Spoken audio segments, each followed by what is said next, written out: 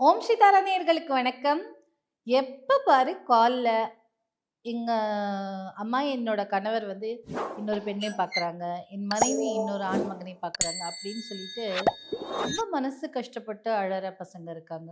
தூய்மையான அன்புக்கு வேல்யூ இல்லாம போச்சுமா அப்படின்னு ரொம்ப மனசு கஷ்டப்படுறாங்க இல்லையா?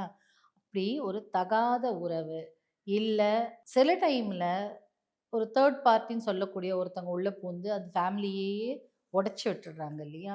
அந்த மாதிரியான விஷயங்களை, தகாத உறவை எடுக்கறதுக்கு நீங்க என்ன பண்ணலான்னா, ஒரு சூப்பர் டூப்பரான விஷயம். இதுக்கு நீங்க பெருசா பிரயத்தனம் ஒண்ணும் பண்ண வேண்டாம். வீட்ல ஒரு குட்டி தொட்டியில அ இருந்ததுன்னா, நீங்க இந்த இந்த செடியை வளர்க்கலாம். இல்ல நீங்க செடி வளர்க்கறதுக்கு உங்களுக்கு இடம் இருந்தது அப்படின்னு வீட்ல இடம் இருந்ததுன்னா, நீங்க அங்க வளர்க்கலாம்.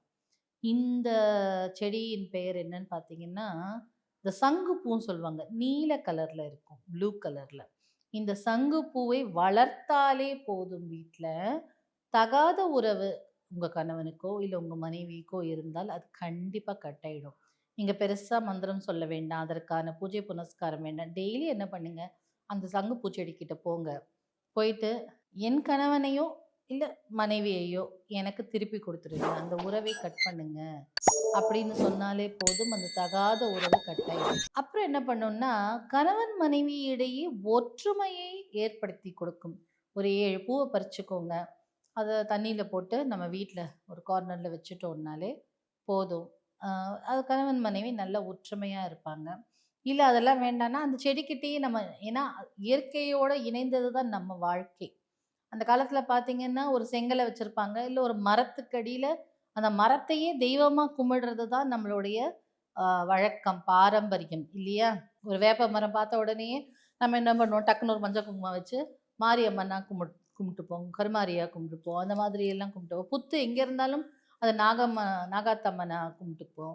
அதே மாதிரி நம்மளுடைய நம்பிக்கை, நம்மளுடைய வாழ்க்கை எல்லாமே இயற்கையோடு இணைந்து ஒத்து இருக்கிறது தான் நம்மளுடைய பாரம்பரியம் வாழ்க்கை இல்லையா? அப்போ ஒரு ஒரு தாவரத்துக்கும் ஒரு ஒரு தன்மை உண்டு. ம். இத கிண்டலா பேசுறவங்க பேசுவாங்க தான். பட் ஒரு ஒரு தன்மை ஒ த தாவரத்துக்கும், தன்மைக்கும், மலருக்கும் ஒரு ஒரு தன்மை உண்டு. தண்ணிக்குமே ஒரு ஒரு தன்மை உண்டு. ஒரு ஒரு இடத்துல இருக்கிற மண்ணுக்கு அந்த தன்மை உண்டு. நெறைய டைம் சொல்லுவாங்க, அந்த அந்த ஊரின் மண் அப்படி செழிப்பான மண்ணு அப்படின்னு சொல்லுவாங்க. அந்த மாதிரி ஒரு ஒரு செடிக்கும், மரத்திற்கும் ஒரு அரச மரத்த பார்த்தோனே டக்குனு ஒரு பிள்ளையார ஒரு கல்ல வச்சு அது பிள்ளையாருன்னு கும்பிடுற பழக்கம் நம்ம இடையே இன்னமும் இருக்கு. இல்ல ஆ பிள்ளையார வந்து முச்சந்தி இருக்கா, டக்குனு அங்க ஒரு பிள்ளையார வை அப்படின்னு சொல்லி வச்சு அதற்கான அ இது மூட நம்பிக்கையா இருந்தாலும் அதற்கு பின்னாடி இருக்கிற சயின்ஸ் நெறைய இருக்கு. அப்போ இந்த ஏன்னா அதுல நெறைய அந்த அந்த சிலை வைக்கும்போது சில சில விஷயங்கள் எல்லாம் பண்ணுவாங்க அந்த சிலைய வைக்கும்போது. அப்ப அந்த இடத்துல அந்த முச்சந்தில எப்பவுமே விழுந்துட்டே இருக்காங்க.